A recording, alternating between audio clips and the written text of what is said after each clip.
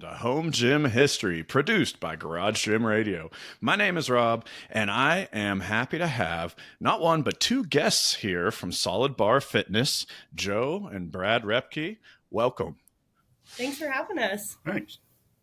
Absolutely. So, we have a father and daughter here because this is a family business. It's been around for 38 years. And if home gym owners, you're wondering, 38 years?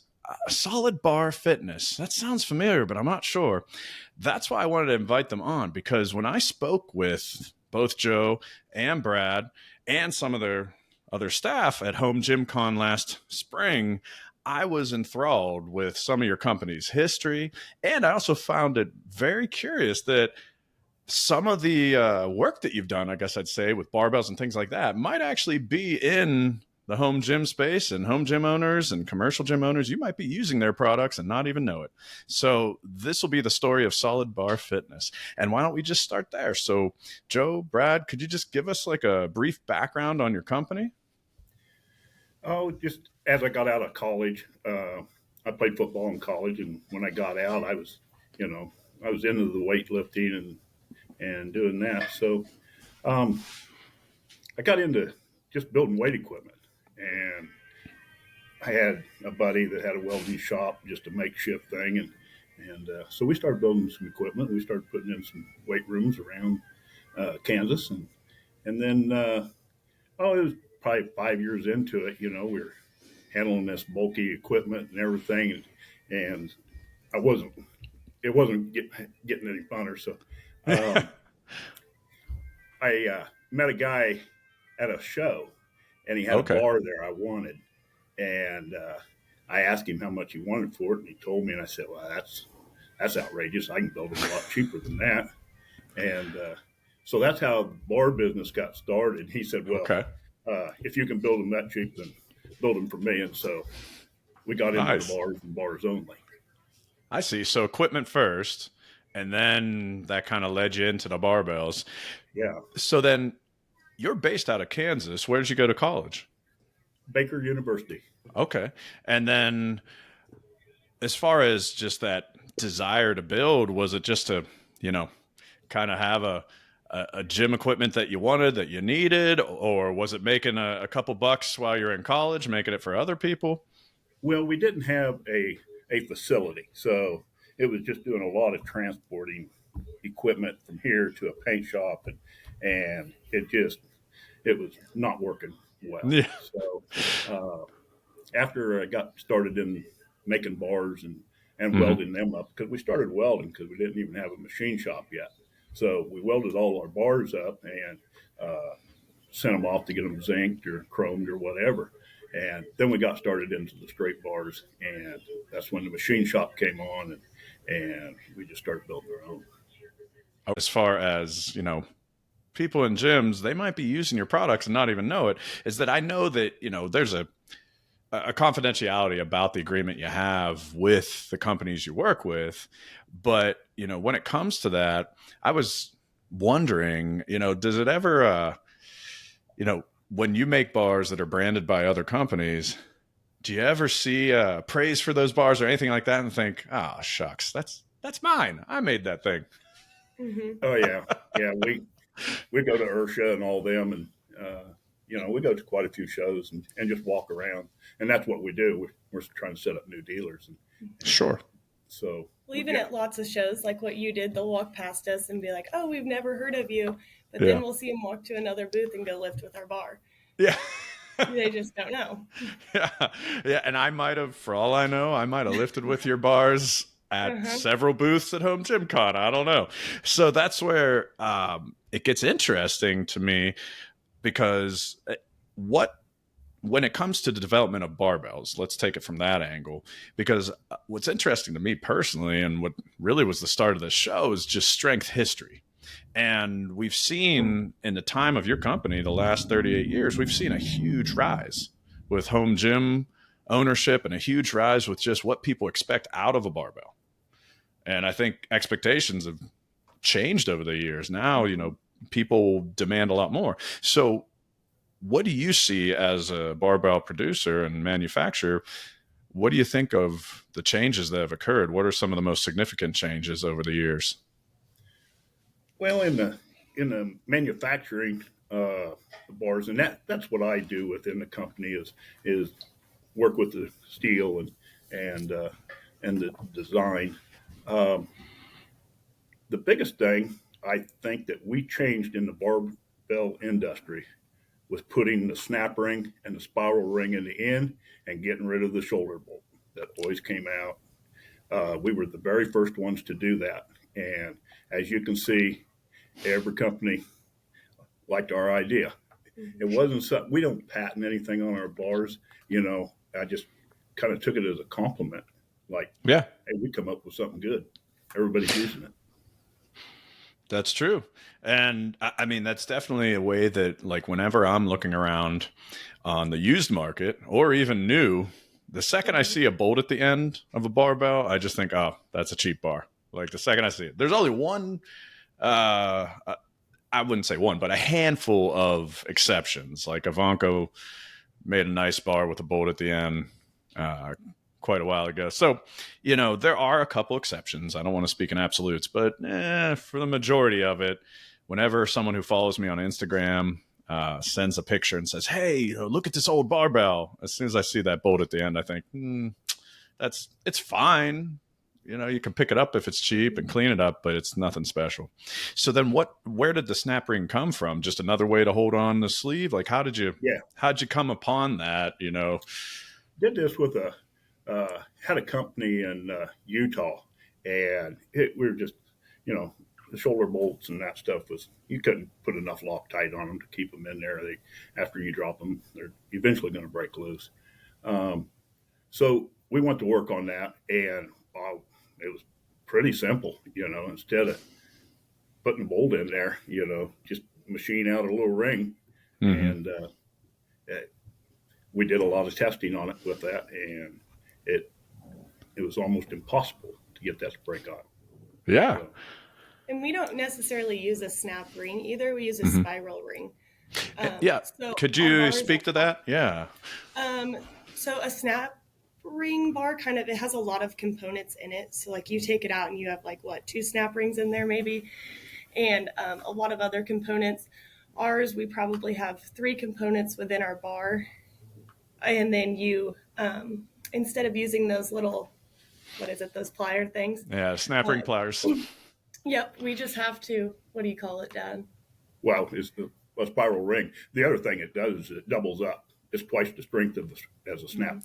And Oh, very okay. easy to disassemble because too. you're basically putting two spiral rings in there. Yeah. So as it spirals in, you're doubling up instead of one snap ring. Right, Hmm. Got it. right. Plus It's a that. little more pain to take your bar apart when you want to clean it or whatever. Mhm. And we see a lot of people, hey, look at my spiral ring. Yeah, you took it out and tried to clean your bar, but give them a new one. Yeah. You- Yeah. In the long run, I would guess that, yeah, if you give them a new one, that's a low cost for the company. Well, on the manufacturing side of it, I would also guess that the snap ring's a lot easier than a roll pin, banging in a roll pin, and then you get just as much of the security like you're speaking to. Yeah, just the whole bar is tighter, and we Hmm. control that tolerance uh, by the depth and the width of that Hmm. spiral ring uh, casement. But Gotcha. so So then, when it came to learning all of this, Brad, how did what did you go to college for something in this field, or how'd you learn how to do all this? Just experience, trial and error, making yeah, good yeah, friends. really, it is. It is, and it didn't happen overnight. We were making bars, doing things, and it wasn't right. It goes down to the knurling. Well, I don't like that knurling. I don't like the way it looks. So we just try some different things and change it. And you get out there in the industry and go to these trade shows that are for machine shops, and you can talk to a lot of guys that do know this stuff, Mm, and they will show you the path, of what kind of tools you need to clean things up. gotcha. And speaking of knurling, That's another thing that I've seen come a long way. Like I have some vintage barbells, some older barbells, Yorks, and some of the couple of Texas power bars and things that even what was considered aggressive knurling 30, 40 years ago is maybe average at best by today's standards. So, was it just going to trade shows, keeping up with it, or did you just like certain patterns? Is there something about the way you like to knurl your bars that you kind of fell into? We did you do a lot of listening to your dealers out there, and because when you're selling direct to dealers, you're not hearing the feedback from the high schools and the colleges, places like that.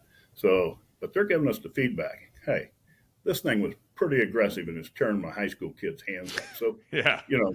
All right. So we developed another bar. We got Kansas Power Bar is the same thing as the Iron Cowboy. Them bars, there's no difference other than the knurling. One's for high school, and one's for college.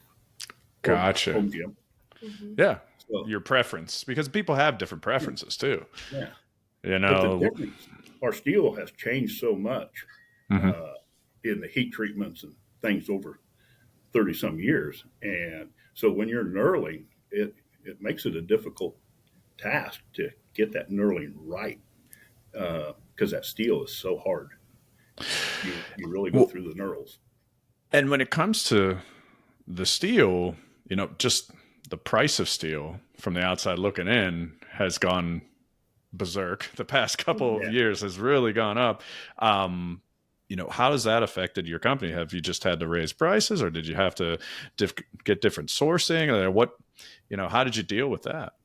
Well, through the pandemic, we bring in a couple semi loads a month of material. So after that, we did have an overstock because when the pandemic in the fitness world, when it shut off, it shut off. So we had a supply. So we were able to make some good choices in our buying during that time that helped us out. But yeah, we did have to have a price increase, and we tried to hold off for as long as we could. Yeah. Eventually, we had to. You had to weather the storm, yeah. But it makes sense. You're an established company by then. You had bulk order of your supply. That makes sense. So then when it comes to your barbells and going back over the years, there were two bars that had nothing to do with knurling or what we've been talking about in terms of straight powerlifting bars or Olympic bars that I stopped by and I used at your booth at HomeGymCon. The Mars bar. Thank you. Mars bar. Yes. Sorry. The Mars bar, when I stopped by, was the first one that I used. I was blanked on the name. Meanwhile, I had dinner that night sitting next to Zach Mars. So that's what I was going to ask was, how did you hook up with Zach Mars? Did he come to you? Did you meet him at a certain show and say, hey, we can make these things? Because that's one company I feel safe saying the name of since you had the bar sitting there. Yeah, Zach, he's had that bar out for maybe 4, 5, 6 years. He's trying to find somebody to manufacture it, and he was not having any luck. I mean, trust me, it's a manufacturer's nightmare if you don't have the equipment. And we had to bring in some equipment to do it, and to make it right. And so after that, we just teamed up with Zach, and we're the only ones that make the Mars bar. So if you see it out there, that's where it came from. Yeah. And now we also have the Mars bar 2.0. Well, I was going to ask about that because then I tried that as well at HomeGymCon. So the big difference is solid steel versus hollow, and the hollow still has a tolerance that most lifters might want. I don't remember what it was off the top of my head. We were rating it at about 450 pounds. Yeah. So, I mean, most home gym lifters, I would wager, that'll get the job done. I mean, if there's someone out there that's like, oh, I need more than that. Well, there's a version where you can lift more than that. Yeah. So then when you say it was Zach Mars, and the production of it was a difficult thing. You had to have the right stuff. What made it so difficult to produce the Mars bar? Was it the bend in it? Curvature of that harness. Okay. And we started out, we were putting pads on it, and man, to push them pads over that curve, and then we were sewing skirts up, and to get them over was a difficult thing. So the way I'd imagine like a safety squat bar that has pads on it, you were trying to loop those up and over? Yeah, we make them Gotcha. too, but that just goes on straight. That's easy. Yeah, no problem. But yeah, we're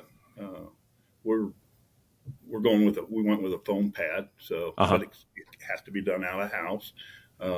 It makes the bar a little more expensive, but we've had pretty good success with it. We have some problems out there with that foam pad, but we can fix it, and we're heading in a different direction now.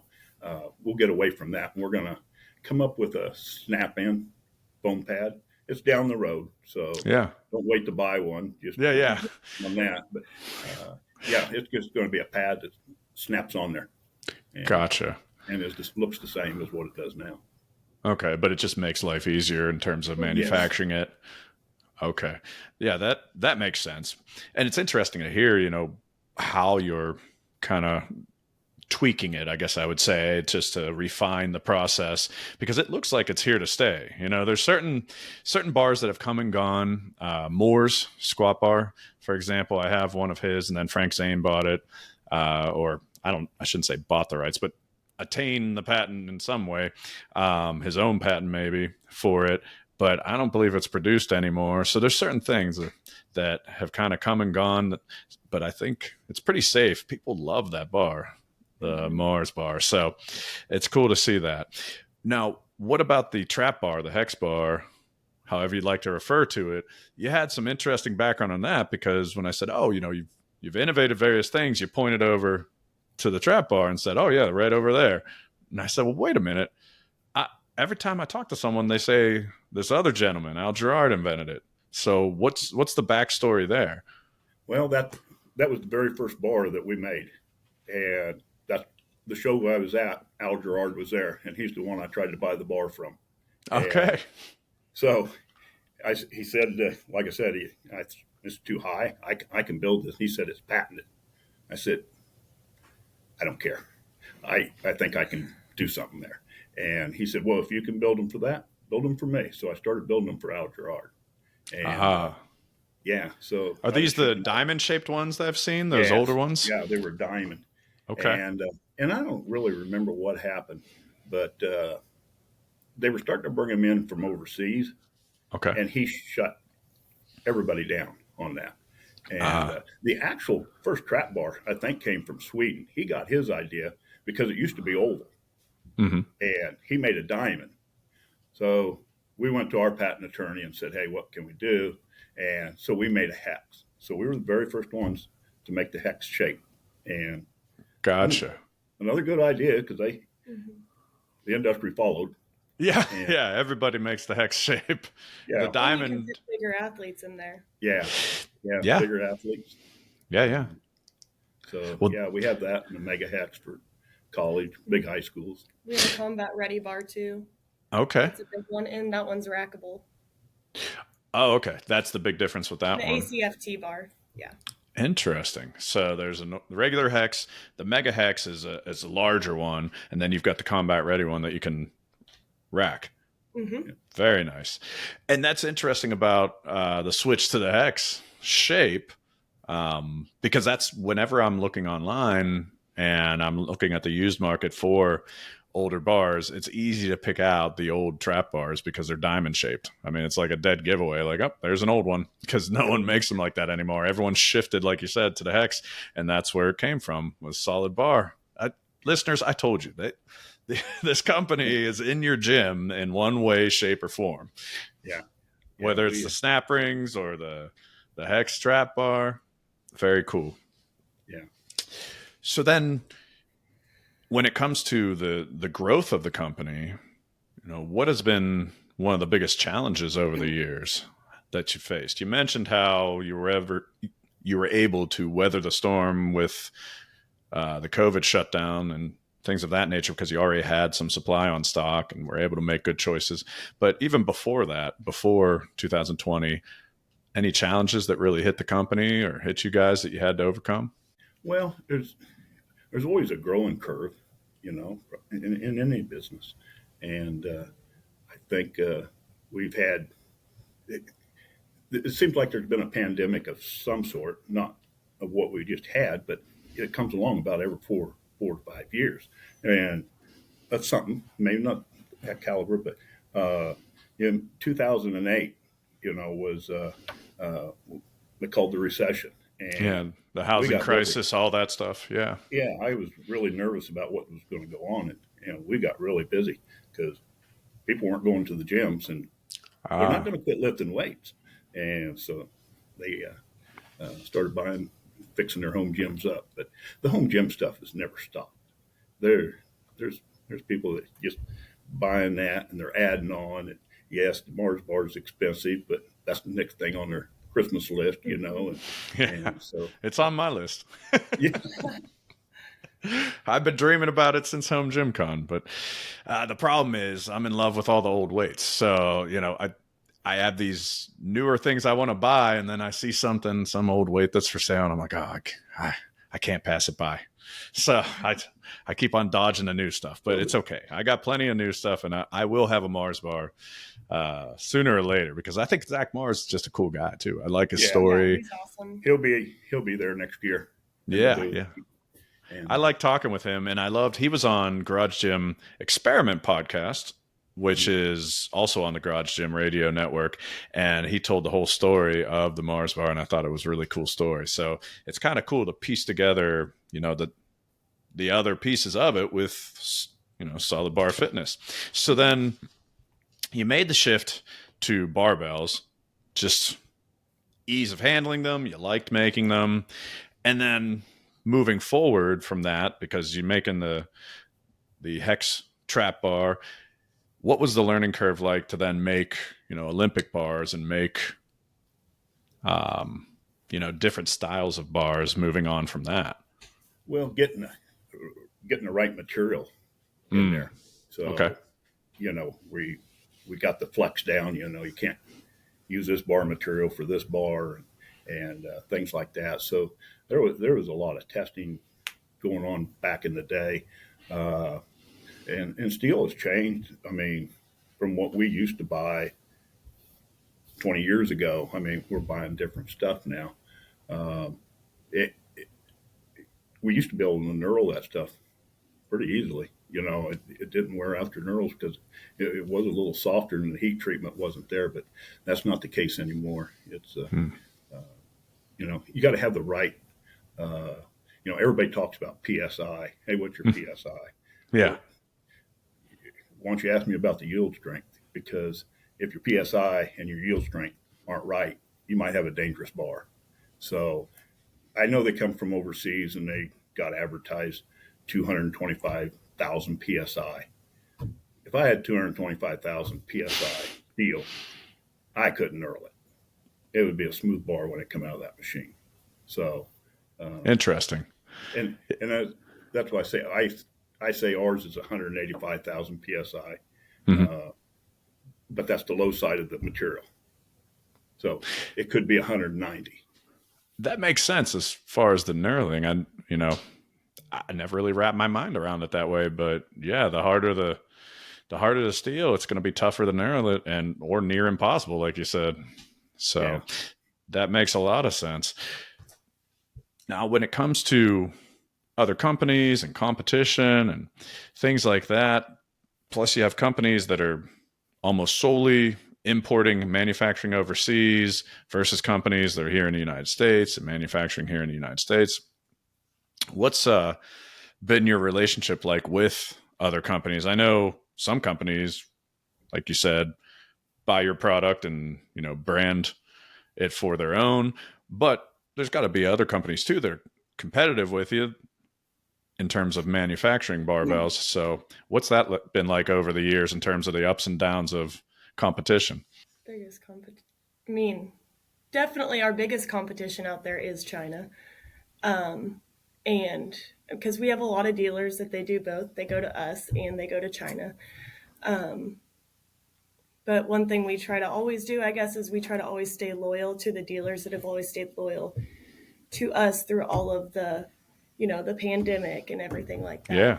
Um, And that's another thing about the pandemic. I think it got everybody in the mood for USA products.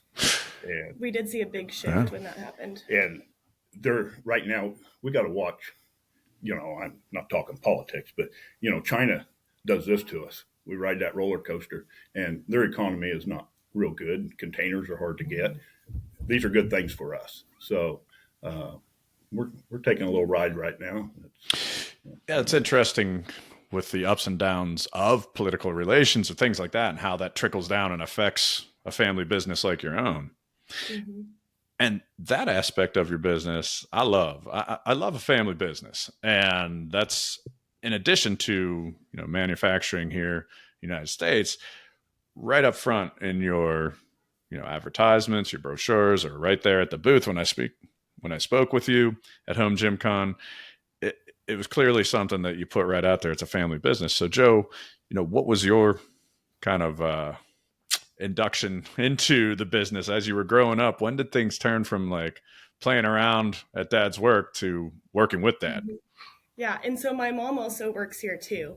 Oh, And so the whole family's so, there. yeah, so my mom and dad are the owners and they run the company. And I remember being, 5 years old and being like, what can I do? And mom and dad would say, go count the bars. And so I'd do that. And then it kind of turned like 10 years old. I would come with my mom and dad to the shop and everything. And I was just like, one day I'm going to take over Solid Bar. This is my dream. And they kept asking me all throughout high school, are you Yeah. still want to do Solid Bar? And I was like, yes, I am. I went to college, was going into business, came back from college, and that's when I started Solid Bar. And then that's when kind of the rest of the family they were not the rest of the family, but my two cousins work here too, and they were really interested in it. And that's kind of what they wanted to do as well. And it's really great working with family, really challenging, Yeah. but really great. But yeah, this has kind of always been the end goal for me. So Except for vacation time. we Yeah. don't get that. We take family vacation still, so Yeah. it gets pretty bare around here. Yeah. I imagine it's, you gotta shut the doors if the whole family's leaving, because there goes the workers. Oh yeah. So in terms of that dynamic of working together, you got mom and dad and your cousins there. I don't know. Do you have any brothers or sisters? Yes, but they don't work in Okay. the company. They're an So ag. then, Yeah. Yeah. They're farmers and ranchers. So gotcha. So they have a whole different line of employment going on. Well, for you, is it ever challenging coming to work with mom and dad, or have you found? I guess I'd phrase it. How long did it take to kind of find a good rhythm once you got out of college and you're there full time? I'd say probably a good rhythm, probably 3 years, which I started working here 3 years ago. Yeah. And So you're hitting your stride. Nice. yeah. I guess it was a little difficult because I was a college athlete too, and my dad was always right there with me. And so went from going home after practice to strictly talking about basketball to now it's always talking about business. At first, you have a kind of a hard time separating your home life from your work life, and everything would just get combined. And eventually I had to be like, this is my mom and dad, but it's my boss at work. And, don't want to get too mouthy to your Yeah, exactly. slash boss. You're gonna get some feedback on both ends. Feedback from the boss, feedback from the dad. Yeah, exactly. I could imagine. Now, from your perspective, Dad, you've got a young college graduate coming in. That's your daughter, and it probably warms your heart. Like, oh man, she's coming into the business. This is great. But on the other hand, is there anything that was a newer business idea that she kind of presented that you thought, huh, okay, well that's new. Did she bring any newer business ideas to the business that either surprise you or were a welcome surprise? It's kind of funny because they're probably going to hear this for the first time, but we had to bring them in. We were calling on the phones and nobody answers their phones anymore. I think we do. You call us, we'll answer. Somebody will answer 24/7. I don't care. But we needed somebody on a computer that can get to talking to these people. And since we had brought Levi and Joe came on, our dealer base is just kind of went crazy. So that was one thing that they brought to the table that, because I'm not going to play texting and emailing today. So all that stuff. Yeah. yeah. So I'm a phone guy. So I don't even get any calls. So I don't even know why. Yeah. And that's also one thing that they taught, me and Levi too, is don't just email, get on the phone and call.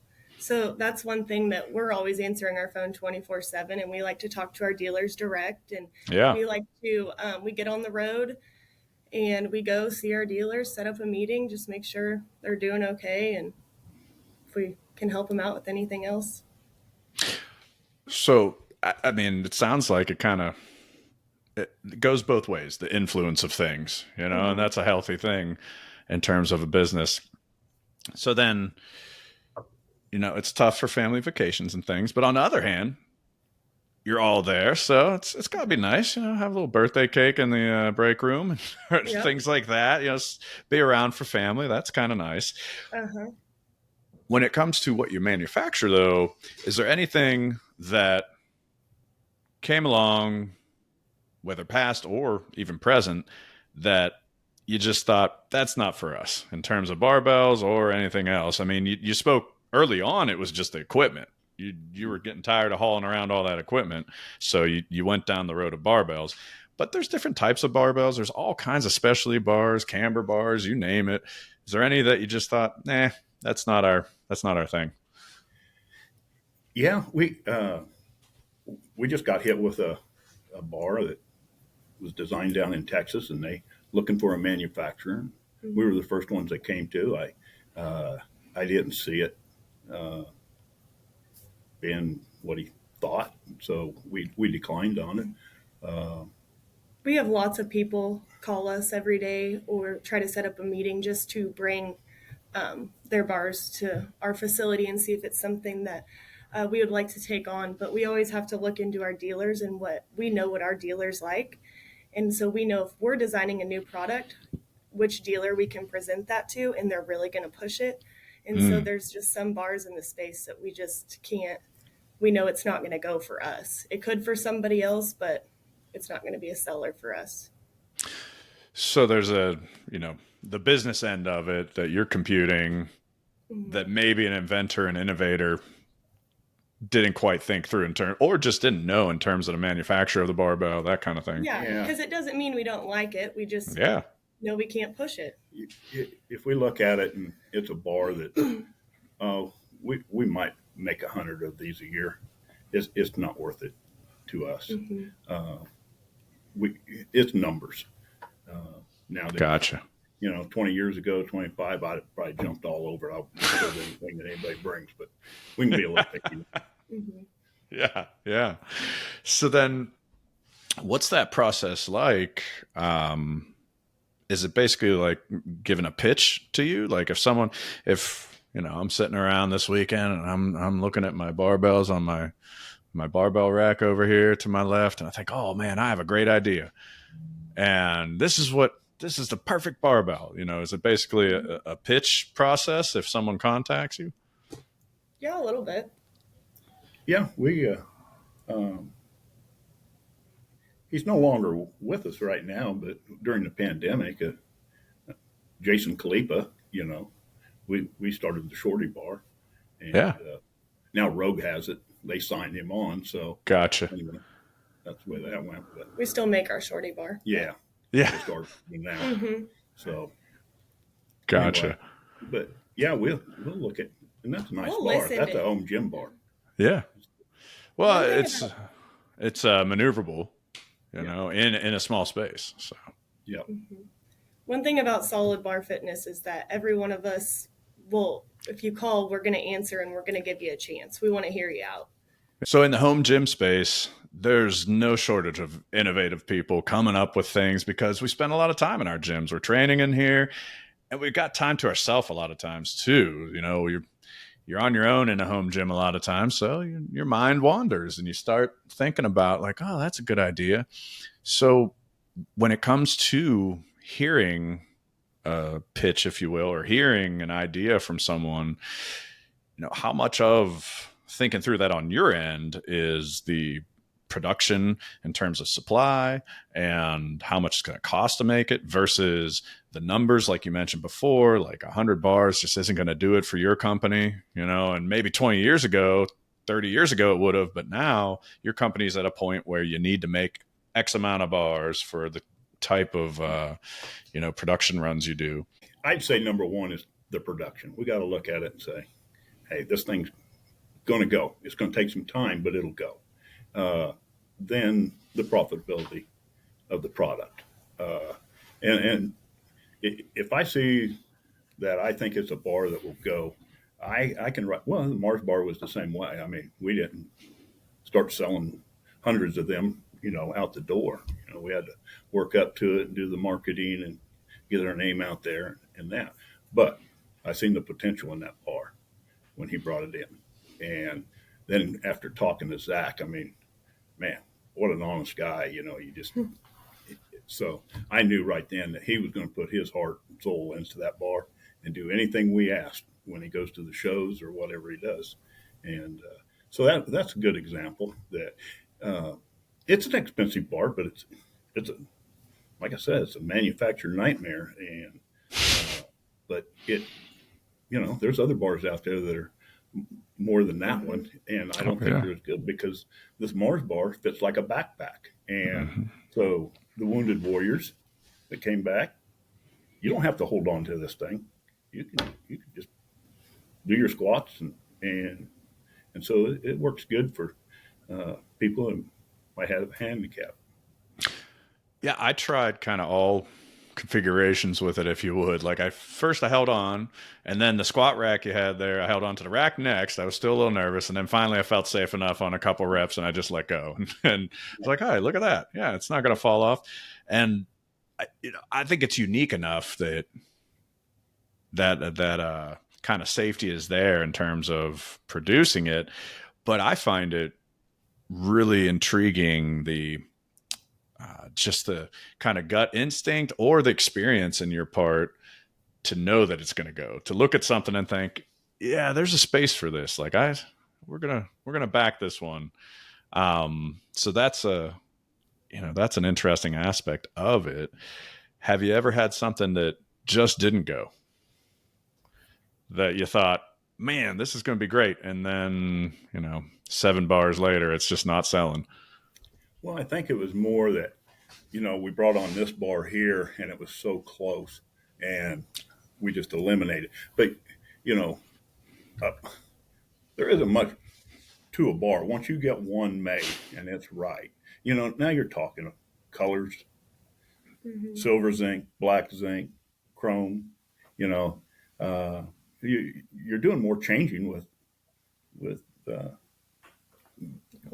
colors and yeah, appearance. That's a good point, and that has been a huge uptick in recent years in terms of all the options out there. I mean, just for aesthetic reasons, the different colors of bars, with Cerakote being anything under the rainbow, and then also just the feel of it. And then the classic case of rust prevention. And, is this going to keep rust off of the bar? So in all of those kind of things in mind, in your personal opinion, what's the best coating for a barbell? Well, I think it depends. We send a lot of bars to California, which is understandably, we put a weight room in, or sent bars to a weight room that get put in different parts of the country. And I think it's like, does your facility have a weight room to work out in, but right next door there's a swimming pool? that's Yeah. not a good combination. No, So, that's not going to work out over the years.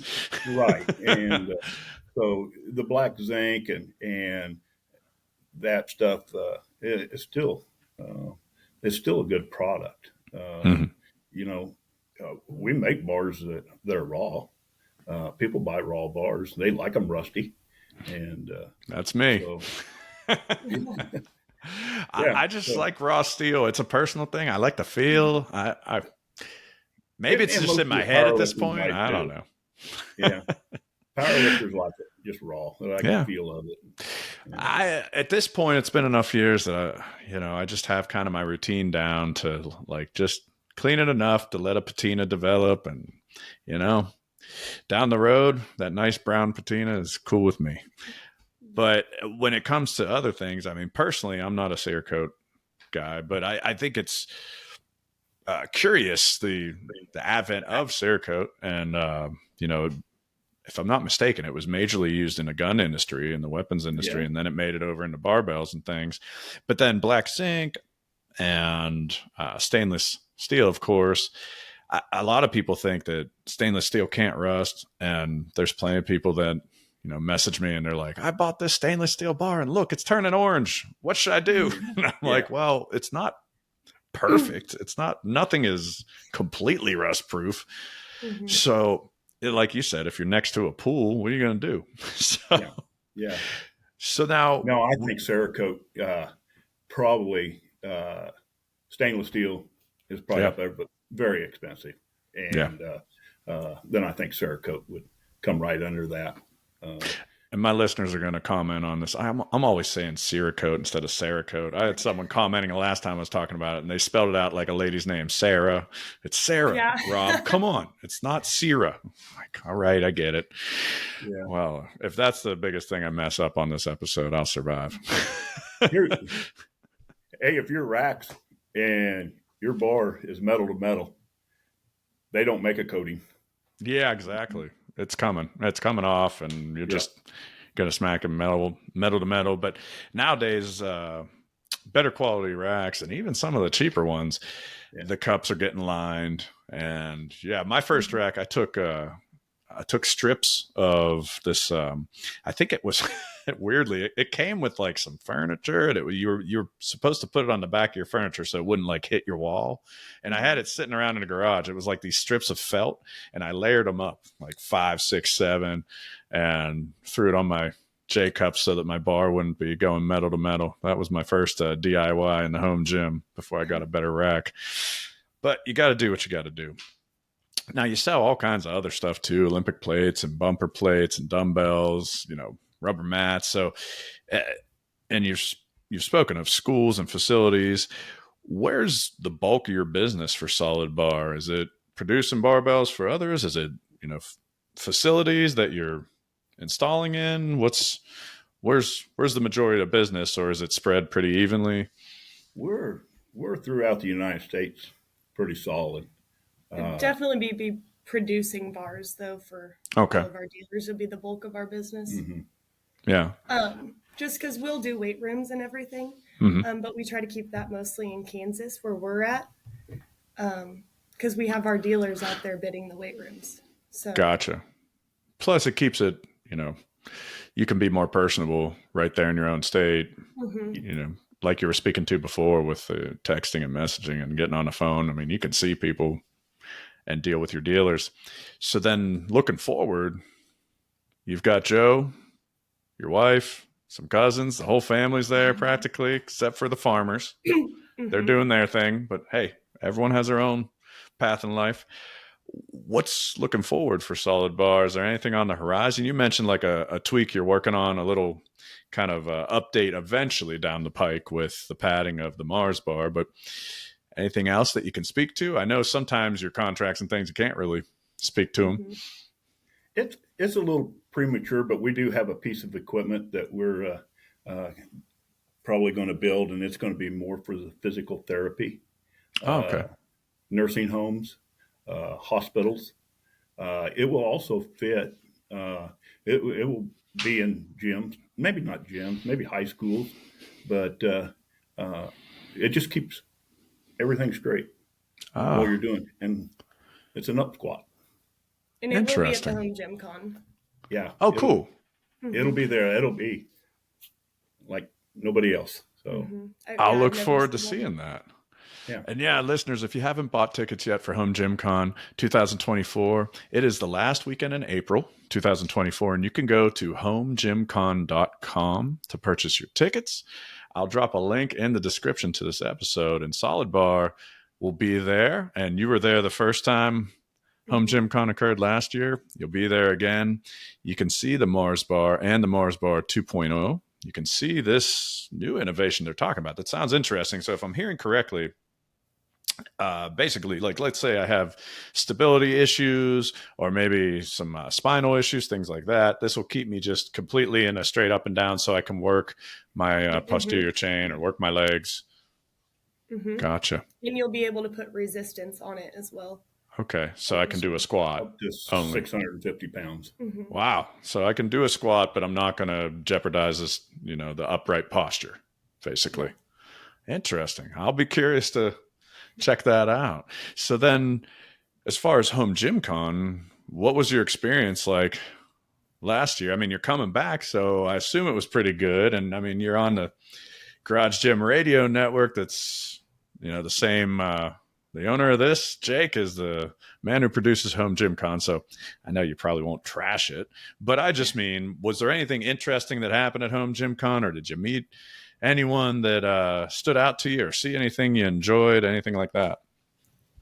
It was a really good show for us, and we really, really enjoyed it. One thing I will say is that we never really get booths at shows. We just walk around and get a pass, and we go visit our dealers. So the Home Gym Con was kind of one of the first shows in a lot of, ever since I've been working here, that we've actually gotten a booth at and set up our own equipment. But we just wanted to show off the Mars Bar there, get some 2.0. feedback from them guys, and we've been Zach's been to the Arnold, and I don't know, he goes to them big boy shows, Yeah. And, so no, getting the feedback from everybody, and it was different, and we get out there because we're not there at that show to sell. We're there to use the product And pick up more dealers if we can. Yeah. So we're really excited for this year. We've seen a lot more people get added to the list. It looks like it's going to be a really, really impressive show. It's the event center sold out at this point. And then the kind of ballroom, I guess I would call it, upstairs that I did my live podcasts in, and that I'll be again doing this podcast live this coming year. There'll be some booths up there as well. So there's going to be a lot of vendors there. And, I don't know exact numbers, but just loosely based on the people that have been messaging me, hey, I'm coming this year. No, can't wait to see you at Home Gym Con. I have a feeling there are a lot more ticket holders coming this year than last year as well. So I think it's really going to grow. But I think what makes it special is that resort, French Lick Resort in French Lick, Indiana. I had no clue about French Lick. I didn't know where it was. I was like, what are you talking about? Like, French Lick, Indiana. I'm driving out in the middle of nowhere. And then the only thing I knew about it was that Larry Bird was born there. So that was about it. Yeah. But then, the experience there, I think it was perfect. It was the right size. It was easy. So for a home gym owner to just walk around, walk right up to an owner of a company, walk right up to you guys and gals, and just talk with them and learn about them. It was great. So it was a pleasure to meet you there. Thanks so much for hopping on the podcast tonight. I appreciate your time. I think it was so interesting hearing about the history of your company, the history of the Hex Trap Bar, the snap rings, your relationship with Zach Mars, and development of the Mars Bar and 2.0. I look forward to seeing both of you at Home Gym Con in April. Yeah, thank you for having us. Yeah, thanks. Absolutely. Listeners, if you have questions for Solid Bar Fitness, drop them in the comments, and then I'll make sure I put their website as well in the description. So if you want to go check out their website, solidbarfitness.com, you can go directly through the link, or you can easy enough just go to solidbarfitness.com. Thanks so much for listening. This is Rob at Home Gym History. Take care.